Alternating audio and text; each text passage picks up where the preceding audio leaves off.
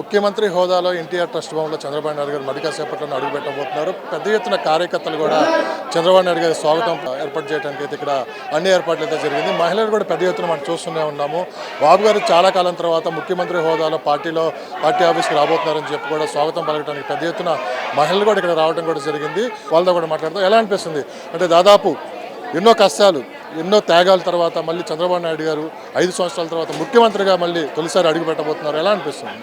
చాలా హ్యాపీగా ఉందండి. నారా చంద్రబాబు నాయుడు గారు నాలుగోసారి ముఖ్యమంత్రి అయ్యి తెలంగాణ గడ్డ మీద అడుగు పెట్టడం జరిగింది. మీరందరూ చూసే ఉంటారు. ఈరోజు హైదరాబాద్ అంతా తెలంగాణ మొత్తం కూడా పసుపు మయమైంది. అందరూ కూడా చాలా సంతోషంగా ఉన్నారు. తెలుగుదేశం పార్టీ పుట్టిందే తెలంగాణ గడ్డ మీద. తెలంగాణ గడ్డ మీద పూర్వ వైభవం రాబోతుంది తెలుగుదేశం పార్టీకి.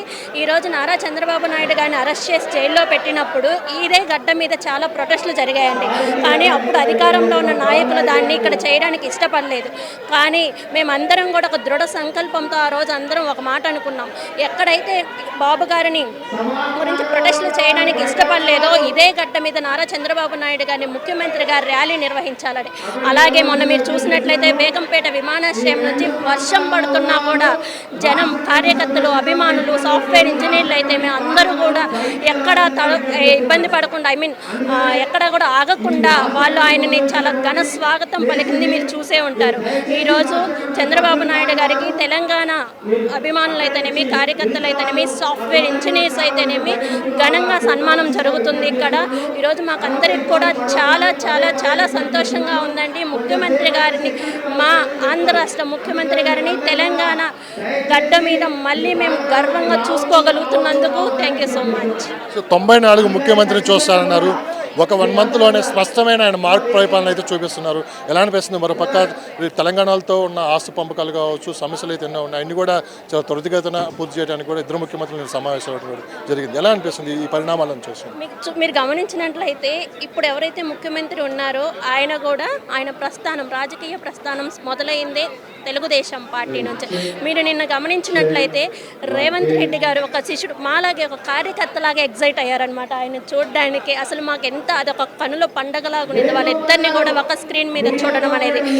మనకు అర్థమవుతుంది కదా, ఖచ్చితంగా మన 2 రాష్ట్రాల మధ్య ఉన్న సమస్యలు అయితేనేమి ఏవైతే ఉన్నాయో అవన్నీ కూడా చక్కగా పరిష్కరిస్తారు. ఒక మంచి, మనందరం కూడా తెలుగు వాళ్ళము, మనందరం కూడా సోదర భావం ఉన్న వాళ్ళము. ఇంతకుముందు అలా లేదండి గత ప్రభుత్వాల్లో. కానీ ఈరోజు మాకు ఖచ్చితంగా నమ్మకం ఉంది.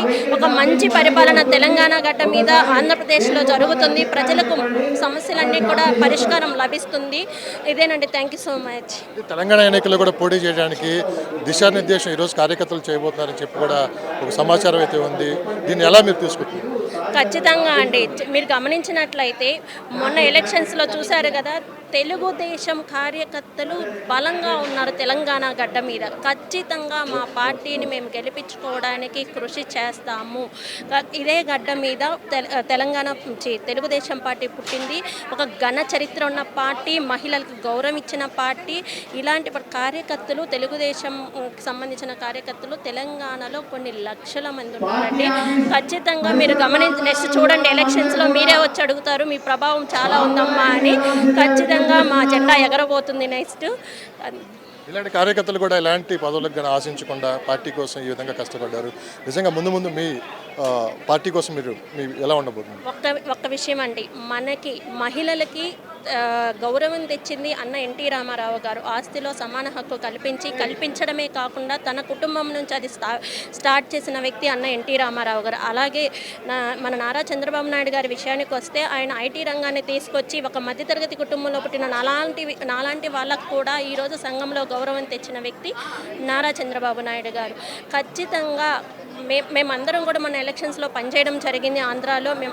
మేము ఆంధ్ర బేసిక్ కందుకూరు.